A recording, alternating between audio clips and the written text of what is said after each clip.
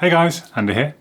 So Zwift kind of rules the virtual riding arena, really, it has done for a little while, but RGT cycling is the new kid on the block, and it's raised a few eyebrows because, well, I mean, it's free basically.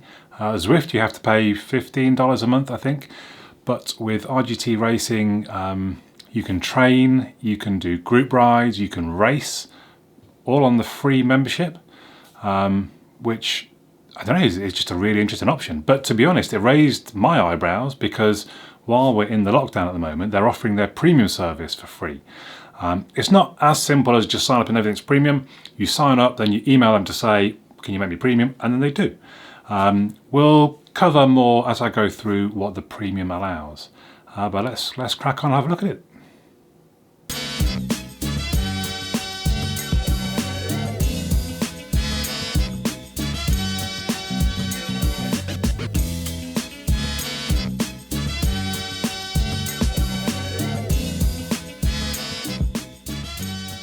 So I think it's a reasonably simple app. Let's go ahead and open it up. It comes in two parts. You get the app that you run on your phone, and you get basically the screen app, which I usually run on my MacBook Pro. I think you've got an Apple TV, you can run it straight off there. There's probably the smart devices that you can run it from as well. Those are the ones I'm aware of. And here we are in the app. Now initially it's got a kind of a discover RGT, and there's all these different things for me to do. So I've not joined a race yet, and I've not done like a training session, but I've done a variety of these other bits and pieces. I'm going to go through some of the options. So explore. This for me is kind of the main bit. Normally I'm going to want to just hop on the bike and just ride. Be it a warm-up before a home workout, be it an actual sort of what I would call a training session, although it's not structured training. It would just be, right, I want to do 40 minutes, I want to do an hour, I want to clock up some miles, whatever. You just go into a free ride. You can go around selecting what sort of area you want to ride. And underneath, so where's one that I've done recently? It gives you information down below. Where does Stelvio Pass go? Because I rode that the other day. There we go. Passo detto Stelvio. All right. And then down below you get kind of a graphical display of. Actually, that's not very the most interesting one, is it? There. Whoa.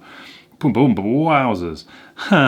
So it tells us it's 13.9 mile track. There's 1,690 feet of elevation, 4% average, and there's 14 people riding it right now. If we swipe to the right, I think, actually, what is that bit? I think that's who's on there at the moment. Yeah, I think. We swipe once more, and it just, in theory, it shows us the segments. All right, there's none there, so let's go to, there we go. So that's got a few different segments. And again, you get a bit more information. I think that's saying which way the segments are going. Not entirely sure. I think that's what it is. So that's the real roads, which obviously are sort of, the idea being they are representations of real roads. You've got like Stelvio Pass is I think a well-known cycle climb that you can do. Let's go back to the home. So that was explore. We can go into race and look at the races. It tells us all the upcoming races here with various bits of information. It tells me any ones that I've registered to, and it tells me any that I've completed. And because I'm on premium, I get the option to organise a race. And again, you choose where, how many laps, the time, description, private or public. Great, bosh. But I haven't actually done that yet. Let's go back to the home just to, then the training option.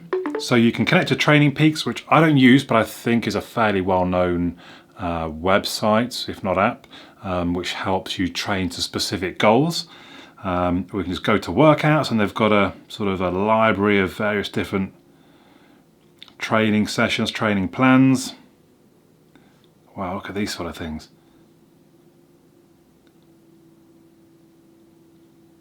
So you can change your, so I've put my FTP in at 270, but you can change the slider to say, actually I want to push it a bit more or a little bit less. So those are the training sessions, lots of them. And again, the premium version lets you link training peaks in, so it can import, I think, your training plan. Socialize. So right, again, I think these are just who's riding at the moment. Now obviously I keep going to this menu and going back to home, but you can kind of jump to things straight away, like group rides or organize a group ride, look, as I kind of mentioned earlier. Then we get to equipment. So this is your avatar and how they look. So I've gone for an all white at the moment. I've not actually used the all white just yet. This is what I just chose when I was playing around this morning. It's a little fixed in some ways, so I don't know. In a lot of computer games you get to be much more specific about what you want to change. I want to change his jumper and I'll make it pink, and then I want to have yellow pants, and I want, you know, you can, but this is just, these are the set options that you can choose between. Okay. Likewise with glasses, you get a few different options for shades to wear. Now I don't know, so all these different bikes, I don't know if any of them have any sort of change to your performance, or if they're sort of just literally cosmetic, aesthetic. And again, some different helmets, not many, look. But you get to have a reasonable amount. Oh, and it tells me my equipment weight. So I suppose that's where a difference comes in. So I probably, if I went to some of the different bikes, if I said use this bike, come back out, oh, same weight, fair enough. Maybe not. Oh, well, let's leave it for now. I'm fine on that bike at the minute. If we go to sort of my personal details, so I can put my own weight in, my own FTP, it tells me how much I've ridden so far. Personal details, so connected apps, very important to me that you can connect Strava in, because I don't know, well, for one thing I'm trying to ride 3,000 miles this year, which actually I think I'm going to easily do, but if I ride in the app, I want credit for those miles that I've done, and by syncing it to Strava, everything goes through into Strava from the app. Interestingly, the first ride I did with it connected, it didn't, but there is a way. Let's really quickly look. So ride history, see that sort of email icon down the side? You can basically tap that, so you see these two. These are my first rides. I did both of them, had them email me, and it emailed me, I forget what type of file it is, but you can import that file into Strava or whatever other service you might want to use. When you go into one of these, so let's just pick Borrego Springs, which is just a sort of rectangular route, but again, we get all the stats there. Average speed 19.9 miles an hour. It was generally fairly flat, if I remember correctly. Whereas if we look back, oh, close, there we go. Salvio, this, and I only did it for, well, I did a mile and a half up and a mile and a half down. It was, even that was 500 feet. Get your average power. My average speed up to 7.2 because it was quite tough. It was tough going. I mean, I wasn't pushing it too hard. Look, average heart rate 114. I think that's generally all there is within the app. So the magic roads, actually, I didn't magic roads. So the idea here is that you can basically ride one of your local routes, I suppose, basically. And again, I'd hope this would be fairly simple in that I would just upload a GPX or whichever type of file they are that you can get off Strava. I say, yeah, I want to ride this, and I can literally sit in my living room and ride my local route. I don't know why I wouldn't just go. I suppose if it's raining or it's snowing, but even then, I can ride the Stelvio Pass. Why would I ride Wagon Road in Barnet? But anyway, but it's not. You have to email them. Yeah, the GPX. Look, you have to email them the file, and they say no laps. Now, I don't know if I don't know if they mean like don't literally have something where you're doing laps, or if I have a loop, because it says it wants a straight road. Maybe I should have tried it. Maybe I should have emailed one of them, but I'm almost like, I don't know, a bit shy to do it. No, you've sent us like just some random road in Hertfordshire. Why do we want to do that? But it is an option. If you wanted to just check what the premium features were, I think I've shown you a graphic already, but you can see here, real training, real freedom, real organization. So those are the extra bits. And as you can see, they are, I mean, basically $15 a month if you want those. So what we then would do, would want to connect to our screen app, which for me, like I said, is in my MacBook. I would just punch in the number that shows on my MacBook and it links them together. So now I think it's time to get riding, basically. Let's see what that's like. So first things first, as I think I mentioned already, let's pair up the phone with the MacBook, which in this case I've got running through my TV. So you just punch in the number that's on the TV and everything links up. And you see it's quite responsive. So as I'm going through the different locations, it's pretty quick to update on the TV. When you've got a route you want to do, you hit the button at the bottom, and obviously it's got to load it in on the MacBook. It just says you've got to track with power, so you can't just use a speed sensor on a bike on rollers, for example. You do need something that can measure the power, like a smart trainer that actually measures power. But then you tap into the different elements at the top and it shows you what options there are available. You need to make sure you pick the right one. So that's Stride. That's actually on my shoes in my bedroom, and it's picking them up from there. That wouldn't be much use. The power smoothing at the bottom is an interesting one, which essentially, if you had it on 100%, if there was a 10% incline, it would literally make the pedals that much harder to pedal. Whereas if you set it to, 50%, what it does is it makes the pedals 50% harder to pedal, but it will just slow you down a bit. So you have to put more effort in to achieve the same speed. So you have to put in the same amount of watts, I suppose. I like the different camera options, and in fact, we can show you some of how it looks. So obviously the first person view. You get the motorbike view, I suppose, really. It kind of wavers from behind going around to the front. You get a drone view. We've got a race view, which is kind of like a stationary camera or cameras set at the side of the road. Auto switching, it just kind of drops around between the different ones. And actually, if you press the backwards view, what I quite like is it automatically brings you back to whatever view you're on. So most likely you want to just check where people are chasing you. You don't need to stay looking behind you. You can turn on and off various different elements of the GUI, and obviously you end the ride from the app. You get to your summary both on the phone and on the TV screen. Now, the other thing you should be aware, if you've never really done this before, you are going to get very hot and probably very sweaty. So just bear that in mind. If you've got a really good fan, you probably want to get that in play. So some of the bits and pieces about the actual sort of riding. Interestingly, so I've heard that all the physics happen server side, so everybody should have the same experience. And I guess that means it's harder for people to cheat, other than the obvious one where people put the wrong weight in, so they put themselves in lighter than they really are. Therefore, they're kicking out the weight of a 90 kilo person, but they've said they're 60 kilos.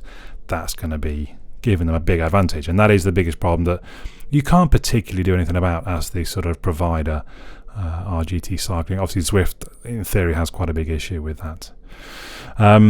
So I love some of the smaller details in. If we have a look at the screen, I suppose, that we're looking at first of all, in the top left corner, you got all the details of your power, your cadence, your heart rate, provided you've got all of those different sensors. You don't have to have those sensors. You don't have to have a heart rate sensor or a cadence sensor. I highly recommend a heart rate sensor if you're doing this for sort of fitness and weight loss, because you want to make sure that your heart rate is up in a decent level. You get some information about where the next people are in front and behind.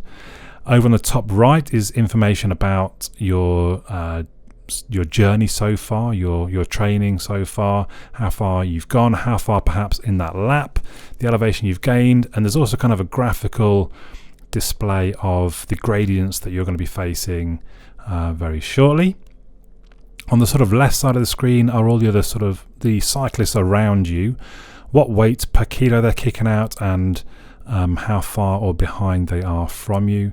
And on the right hand side of the screen you get the chat box, which honestly I didn't really use, although there was just kind of testing it one morning. I think when I was riding Stovia Pass, I did sort of say hi, and someone replied, "Hi, how are you?" And I think they were Australian even, actually. I'm not going to do the Australian accent. And we got into a brief chat, him saying, "Yeah, I'm just testing." "Oh yeah, me too, seems good. Yeah, very good. Anyway, gotta lift some weight. Oh right, have a good day." Which is nice. I mean, that's more of a chat than I've had with a random than I ever had on Zwift, but I'm sure that's just based on depending on who you happen to be riding with at the time rather than the software. So some of the smaller details that I really like, as you get closer to people, there's the effect of drafting, which effectively is getting in their slipstream, which is pretty big in things like Formula 1 if you watch that, but actually it's massive in cycling. And this really opened my eyes how realistic this is, But if you're going quickly and you tuck in behind somebody, you could be saving 80 watts, 90 watts. That is huge. But yeah, I really love, you don't get any kind of indication on other things like Zwift on that. So I love that they give you an actual numeric value. And it's quite interesting as you slow down, that really tails off, the advantage really tails off. There's also simulated braking on the bends. So whereas if you're coming back down the Stelvio Pass and you're bombing down at 40 odd miles an hour and you just flipping around the bends, well, actually no, it simulates as if you really would have to brake a bit. I don't know if that means you don't want to bother pedaling when it's braking, I'm not entirely sure, but it does limit the speeds you will achieve coming down some of these routes. I think segments are handled really well. You get like a countdown to when they begin, and then when you're in the segment, you get live updates saying how far you are behind either the best time or your best time. And then when you get to the end, you get a leaderboard showing the best times, I think, of kind of your session, so to speak, but also of all time. Some of them have clearly cheated because a lot of them are like a few seconds, and the best of that day might be 50 seconds or something. So I'm not quite sure what that's about. You can cycle with bots to draft for you. I think that's on a created event, an event that you create, which obviously you need premium, but then you can drop bots. Apparently you can drop up to 99 bots. I didn't try this, honestly, and maybe I should have. I would assume you can set kind of different paces and things for them, for you to be able to sort of chase them and draft off them and things like that. I think generally it does look very pretty, and you could argue that's not really very important at all, but at the same time, I suppose it gives an element of realism when just the surrounding scenery looks more realistic. And in fact, it does make me think it's almost ideal for, well, maybe for virtual, like for a headset, for VR. Can you imagine cycling along? You can look around all the deserts and the mountains or the cities or whatever you're cycling through. It would be amazing. But at the same time, because you're cycling and you're moving within the headset, but you're not actually moving in reality, it could make you feel very ill.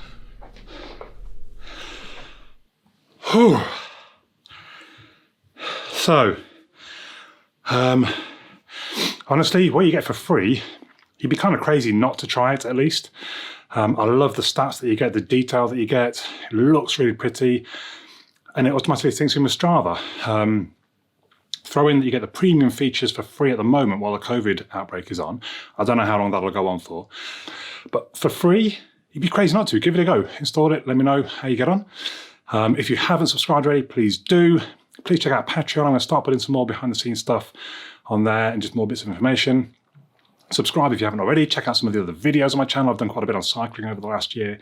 But for now, my name's Andy, and I'll catch you all again soon.